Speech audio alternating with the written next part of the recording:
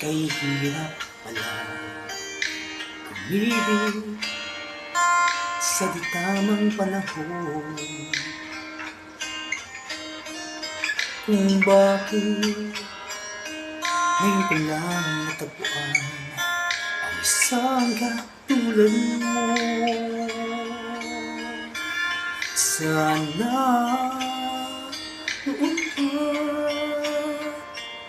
kitang nakilala. Sana noon naman na ang puso ay malaya pa magmahal. Bukas na lang kita mamahalin, sabay sa paglaya ng ating mga puso.